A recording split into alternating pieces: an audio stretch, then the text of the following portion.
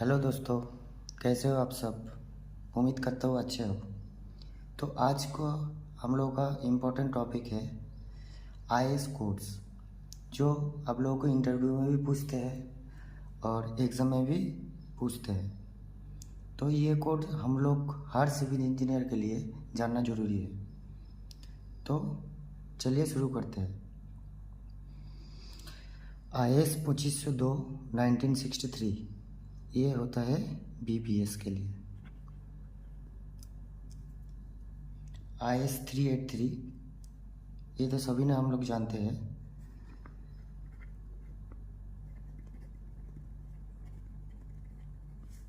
Specification of fine and coarse aggregate. IAS 456 ये तो बहुत इम्पोर्टेंट कोड है। तो ये किस लिए है? Plain and reinforced concrete. उसके बाद आईएएस 1786 2008 ये किस लिए है? HYSD बार के लिए।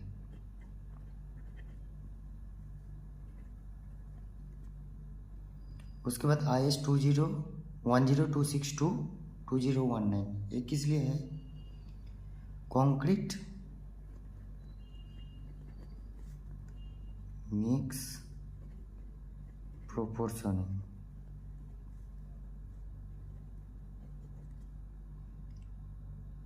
उसके बाद आईएएस 269, आईएएस 8112, आईएएस 12269 ये तीनों किस लिए है? ओपीसी के लिए। ओपीसी का फुल फॉर्म क्या है? ऑर्डिनरी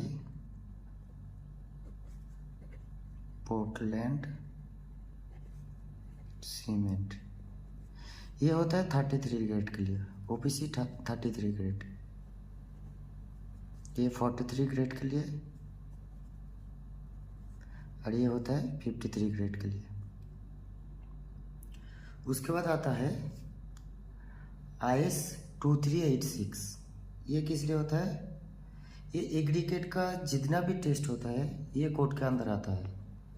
इसका 1 to 8 पार्ट है। टोटल हर पार्ट ही एग्रीगेट का ऑल टेस्ट को मेंशन करता है। तो ये किस लिए है?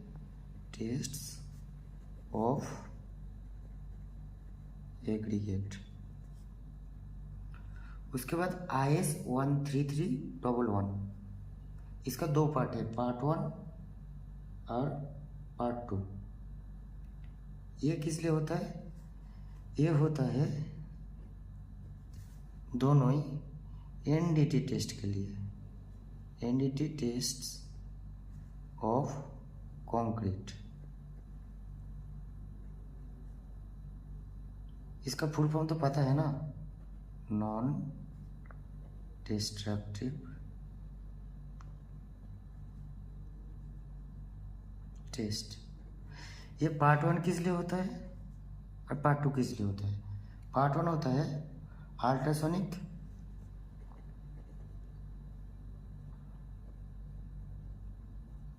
पल्स वेलोसिटी टेस्ट, जिसको हम लोग यूपीवी टेस्ट भी बोलते हैं। और नॉन डिस्ट्रक्टिव टेस्ट का और एक पार्ट क्या है?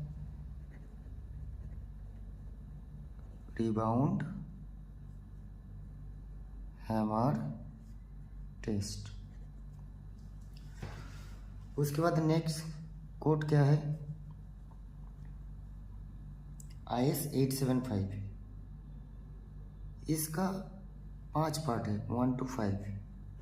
ऑल होता है डिज़ाइन लोड के लिए होता है।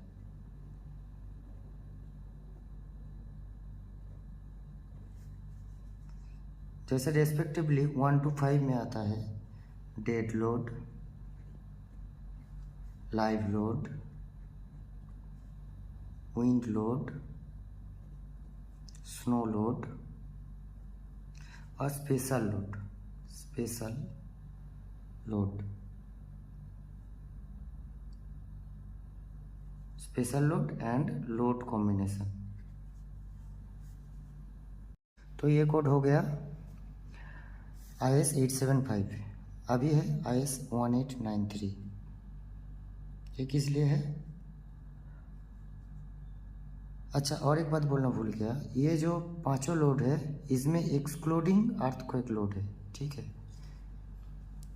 एक्सक्लूडिंग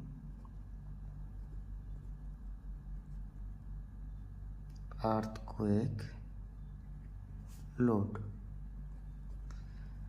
अभी अर्थक्वेक लोड के लिए भी, अर्थक्वेक लोड के लिए कैसे बिल्डिंग डिज़ाइन किया जाता है उसके लिए भी ये कोड है IS 1893। तो ये किस लिए हो गया? अर्थक्वेक रेजिस्टेंस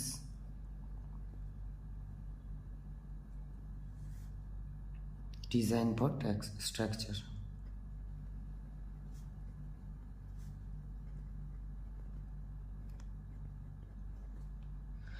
उसके बाद आता है IS 1200। ये हम लोग जो इन लोग बिलिंग करते हैं ना, उन लोगों के लिए ये IS 1200 काम में आता है। तो ये इसलिए आता है मेथड ऑफ मेजरमेंट के लिए। इसमें बहुत सारा पार्ट है, तो उसमें से कुछ इम्पोर्टेंट पार्ट हम लोग को जनरली जो लगता है, जो इम्पोर्टेंट है वही वाला आपको ओनली बताता हूँ। पूरा याद करना तो बहुत मुश्किल होता है, इसलिए जो जो इम्पोर्टेंट है वही बताता हूँ। तो पार्ट 1 किस लिए है? ये आर्थक्वेक मेजरमेंट के लिए।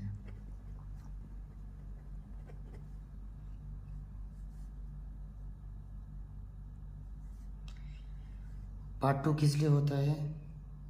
कंक्रीट वर्क के लिए।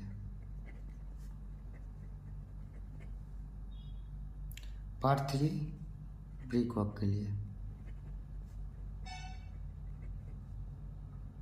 पार्ट 4 स्टोन मेसनरी के लिए।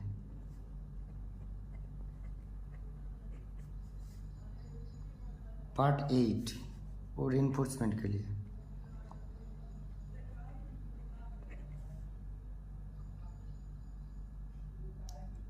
पार्ट 12 प्लास्टरिंग एंड पॉइंटिंग के लिए।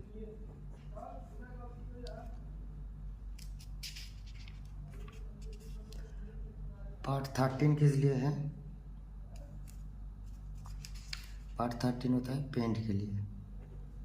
ये जितना भी कोड आप देख रहे हैं IS 1200 का, आप अगर बिलिंग करते हैं, मेजरमेंट का काम करते हैं, तो ये कोड आपको फॉलो करना ही होगा।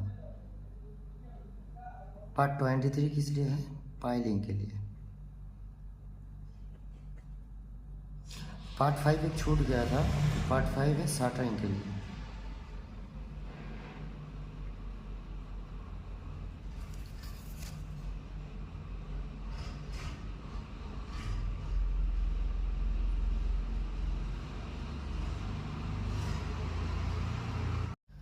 ये छोड़ के भी और एक पार्ट है IS 1200 का जो हैंडबुक देता है। किस लिए? Handbook on method of measurement of building works.